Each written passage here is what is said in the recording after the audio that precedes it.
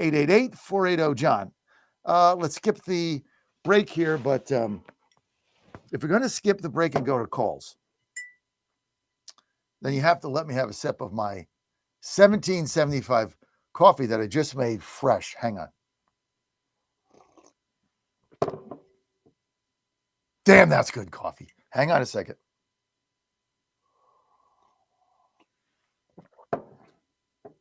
The smoothness, the aroma, no bitter. Now I got the dark roast. I love the dark roast. Hang on.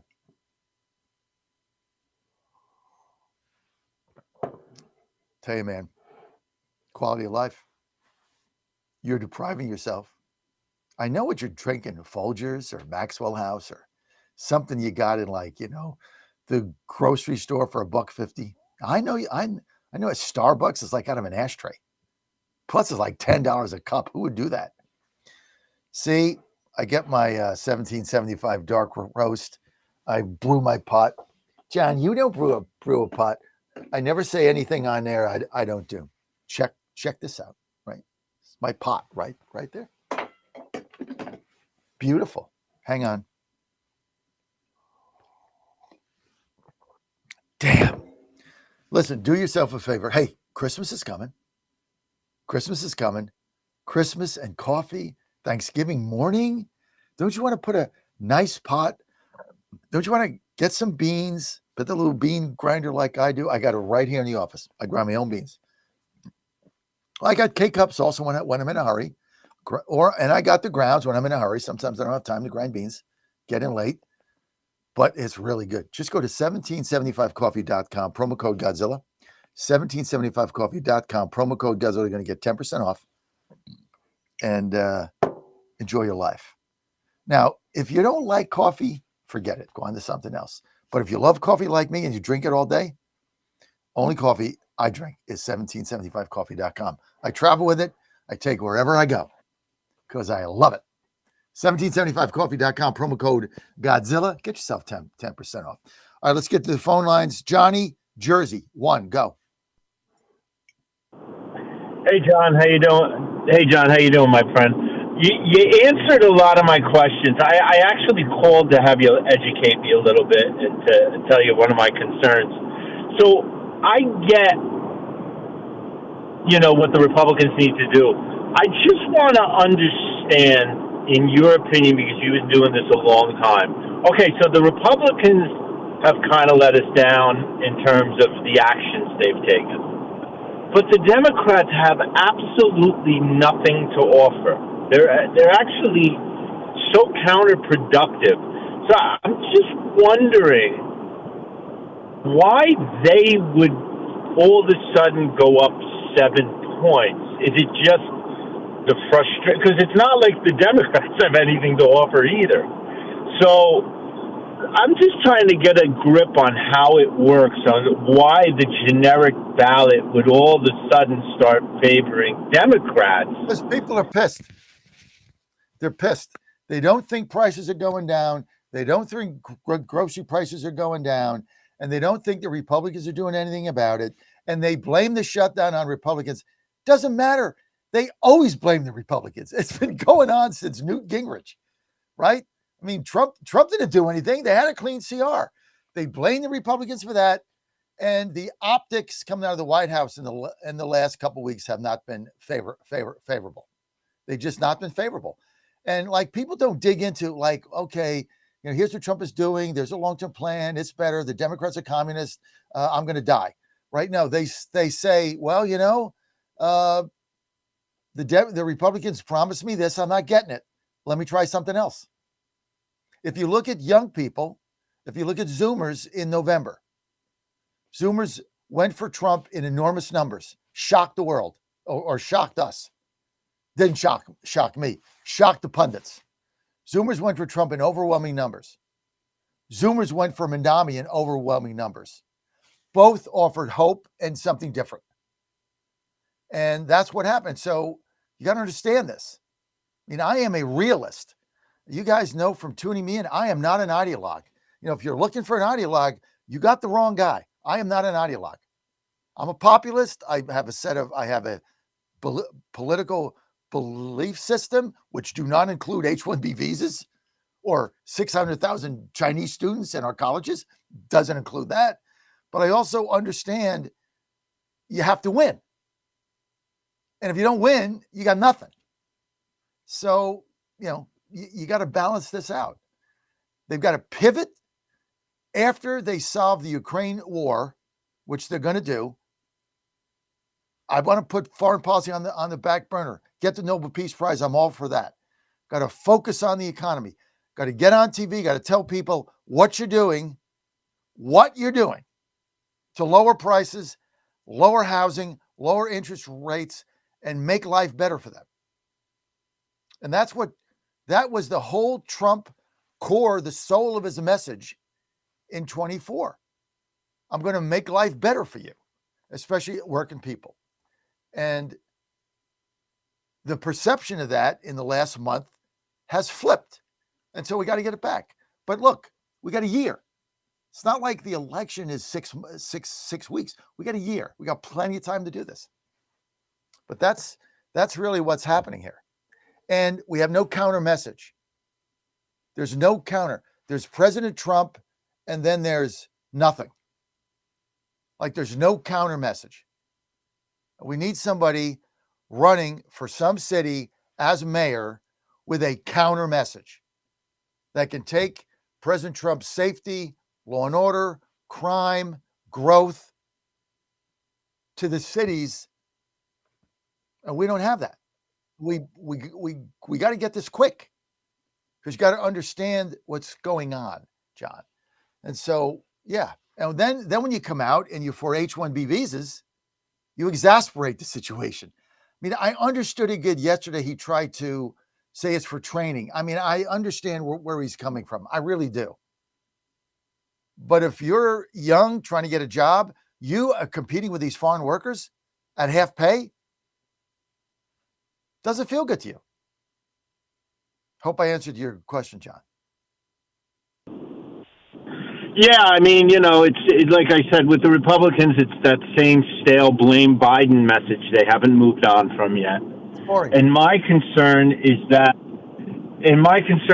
the Republican Party, because people are so upset, is going to go the way of the Tories in the UK, where they just wiped them out completely. And that might be what we need to just, flush these people out. But then at the same time, like you said, the Trump agenda goes by the wayside. But it's getting to a point where, yes, 100%. But I'm telling you, that's the ethos out there. People are just so frustrated. They really have to start getting on point. And the fact, like I said, with the lack of accountability, that it's coming, but it's coming at a really, really slow rate. People still have a big problem with Bondi.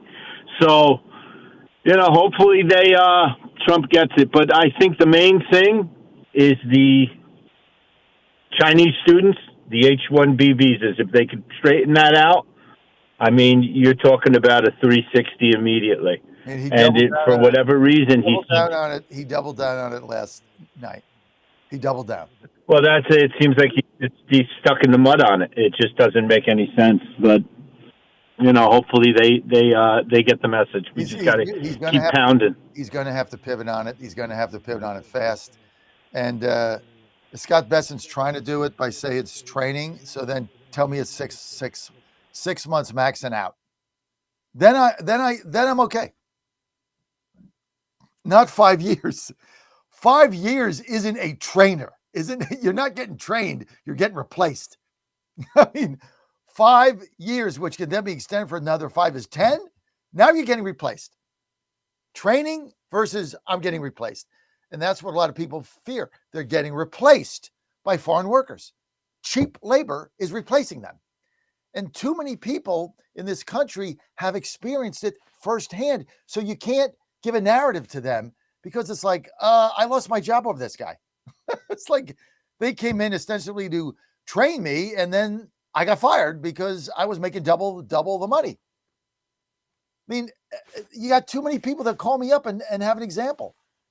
That extends to their families and their friends and their network and their circle of life. circle of life is what we're back to. It's a circle of life. We want jobs, we want prosperity. And I'm glad you're creating all these jobs by selling F-35s to MBS. Yay, but they better be our jobs and not some guy in India's jobs. That's what we got to do. And that resonates. And so if you don't do that, you're not going to get the turnout, and you're going to get shellacked in November, and you're going to lose 10 or 15 seats. And then what? You have you're done. You can't do anything. And that's every day's a fight. Yeah, every day we're fighting over they're going to indict people. I mean, it's nonsense. Investigations, if you peed in the wrong spot, they'll be investigating you. That's all they're going to do. So we got to get this right. Thank you, John. Joe, North Carolina, line 2. Joe, you're live and ready to roll. Good morning, John. Love your show. Thanks, Joe. Hey, two things. One is, on the H-1B1 visas, you and I, John, are the same exact age. So I'm going to take you down memory lane. I remember graduating from college in 81, and you were probably there within a year or two of that. Every time you interviewed with a company, IBM, Xerox, Caterpillar, Procter & Gamble, that's where I went to work. Anyway, you always asked about the training program. All these big corporations that are making all this big money, talking about the Fortune 500, they all had year-long, 18-month-long training programs, and they would take you out of college, and they would train you for the position, train you how to be a salesman or whatever it is, the chosen field. My point is, they have gotten away. There's no more training programs coming out of for new hires. What has happened is they've offshored that to H-1B1 visas. And these big corporations need to get back in and start to help train people when they come out of college.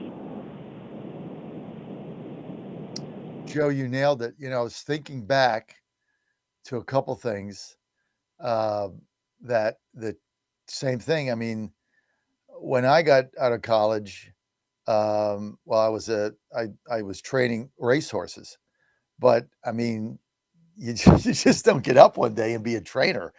I mean, it was a tremendous training program, starting mucking stalls when I was 15, and then, being a groom, and then, sweeping the barn, and then, you get one level up, and then you paddock a horse. I mean, and then when I had my own stable, it was very difficult to find people, and I wanted to change the culture.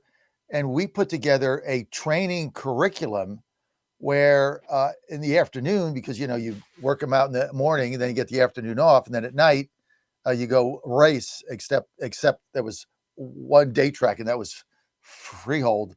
Other than that, you had your afternoons free. And I would bring people in to hire. And we actually had like 4 or 5 weeks of classes. Like we had a room that we rented, and, and we went out to the barn, and there was a training program. I had to train grooms to do, to work for us. And then I went to work for, I forget, one of the colleges and business schools. And there was an extensive training program for that. Why can't we do that? I mean, you're right. I mean, if you look at what Newport News Shipbuilding, they have a whole training college. They actually have like a baseball team or a football team or something.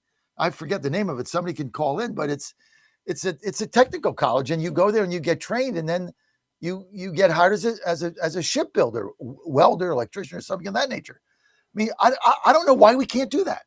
And all the president has to do is say, I'm going to dedicate some of this tariff money, which the object is to bring our jobs back, to companies to train our kids. And then you solve the problem. Because it's not about training, Joe. It's about cheap labor. So that's what it's about. It's about cheap labor.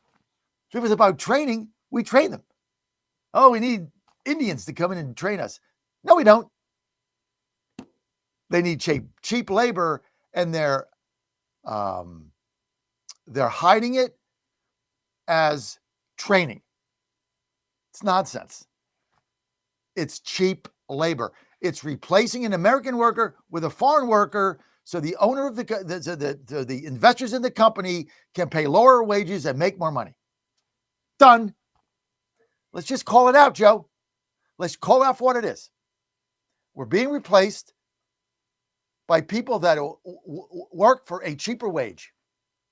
That's all it is. And it's same crap that's been going on in Wall Street. Now, this is why I don't care about Mandami. You're on Wall Street now. You're one of these gangster banksters. Guess what? You've been ripping us off for 6 decades. Look what's coming down the pike, baby. You ain't going to have a nickel to your name when this guy's done fleecing every dime you got. Not my problem, dude. H-1B visas, HB-1 visas are my problem. Joe, what else? John, last thing. Trump has been in office for 10 months today. It seems like he's been around for 10 or 12 years, which he kind of has. But my point is the population thinks he's been around for 10 or 12 years, but he's only been president for 10 months today. It took him 3, 4, 5 months to get his people in office. People have to have some patience. This is going to turn. It took us 4 years to get here. It's going to take us a year and a half to get out. Have some patience, for God's sake. Hey, love your show. Talk to you next time. All we got to do is change the messaging. We got to change the messaging, and we got to change it now. And we got to have a MAGA Mandami, and we got to do it now. We got to change the messaging, and we got to get Jerome Powell fired. That's what we need to do. And I got clips on this. Trump yesterday said we need to fire his ass. He's 100% correct. We need to get interest rates down, get the economy going, get prices down, but change the messaging. And President Trump needs to get back out there and talk about these things. And just by talking about him, people are going to say, okay, he's working on it. But right now, he's trying to get peace around the world, and I commend him for that. But we got to focus. It's all about focus. Joe, North Carolina, thank you. Phil in Goochland, Virginia. Hey, Phil, you're live. Good morning, John. How you doing? Good. We'll talk about another subject that has really been pissing me off for days. These same people that said Trump was guilty of an insurrection, they're up here and trying to create a coup and an insurrection to do something with the military, turn them against Trump.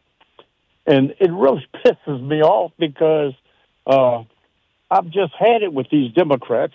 I'm so damn mad that I could explode. If these people are talking insurrection and a coup with the military, I think that Trump should send in the military to lock their ass up. They should be incarcerated. Go to their house, pick them up, put handcuffs on them, to jail. I mean, they accuse him of the very same thing, and then they're going to create a coup for him. I don't understand why nobody's saying anything about it. I don't know what the law is, but it seems like there should be a law enough to put them in jail. What do you think? I think you're right, Phil. I mean, when you've got elected officials in the Democrat Communist Party telling the military and the CIA to disregard the commander-in-chief's orders, I think that's called insurrection. And that's what they're doing. They're going on the public airwaves, and they're demanding that military personnel, military commanders, and others, CIA, don't adhere to the president's directives. Senator Blackburn from Tennessee nailed this yesterday on Democrats telling the military to refuse Trump's illegal orders. She said they have stage 4 Trump derangement syndrome. She called it inconceivable. Let's roll the tape. Take a listen. All right. Well, critics are going after 6 Democrat lawmakers in particular over this plea to members of the military and intelligence communities. Watch this. This administration is pitting our uniformed military and intelligence community professionals against American citizens. Our laws are clear. You can refuse illegal orders. You can refuse illegal orders. You must refuse illegal orders. No one has to carry out orders that violate the law or our Constitution. We know this is hard. Okay, you caught that, right? Refusing military orders. That would be treason. Reaction, as you might imagine, swift and fierce. Libs of TikTok posted, Democrats are encouraging members of the military to commit treason and defy orders from Trump. And Republican Senator Eric Schmidt says, sounds a little subversive to democracy-ish. Your thoughts on this? Well, indeed, I think that Secretary Hegseth was right. They have stage 4 Trump derangement syndrome. And it is inconceivable that you would have elected officials that are saying to uniformed members of the military who have taken an oath to protect and defend that they would defy the orders that they have been given to execute their mission. I find it inconceivable, but that is what they have chosen to do, and we will see what the response to them from Democrats. You know, Harris, I talk to Tennesseans every day. I did a telephone town hall last night. People want to see respect for the rule of law. They are appreciative of our nation's military and of the work they do to protect our nation. And I find this just so disturbing that they would say, defy the orders if you do not like the orders. Well, Phil, there you have it. What do you think? Yeah, I think that little spaceman astronaut and his cohorts need to be arrested. If I was in charge of anything, I would go and have them. I don't know. I wouldn't want to. There's a fallout from that afterwards, but I would go and lock their ass up because what they're doing is wrong, and I don't know if there's a law, but you cannot prosecute Trump for insurrection if you're trying to create one yourself, more so than he did. I mean, look, they cut a video. I mean, imagine this, folks. Imagine this, and I expect we're going to get a lot of calls on this. That was a video. The Democrats cut a video and put it out on social media, encouraging our military, uniformed personnel, and others in the government to disregard the orders of the commander-in-chief. Like, I want to blow up this Venezuelan drug boat. No, sorry, Mr. President. See that, according to Spaceman, according to some libtard commie congresswoman from God knows where, that's illegal. That's like an illegal order that I don't have to fulfill, so I'm not going to do that. But thanks for sharing. I mean, that's basically what they're saying. They hate Trump so much. It's like he's a commander-in-chief. Don't do what he says. Like, don't execute the order. Don't blow up the boat. It's an illegal act. Well, who says it's illegal? Well, call Schwab. I mean, I don't know. This is just, they've gone insane, and we're messing around with Epstein files. Nonsense. We got to hit back and hit it hard. We got to hit it. We got to change the messaging. The messaging right now is frustrating all of us. The optics are bad. Let's change it. Let's get the peace in Ukraine. Let's take the victory lap. Let's get back on the economy. I'm going to be right back with your calls. 888-480-JOHN. Stay with us.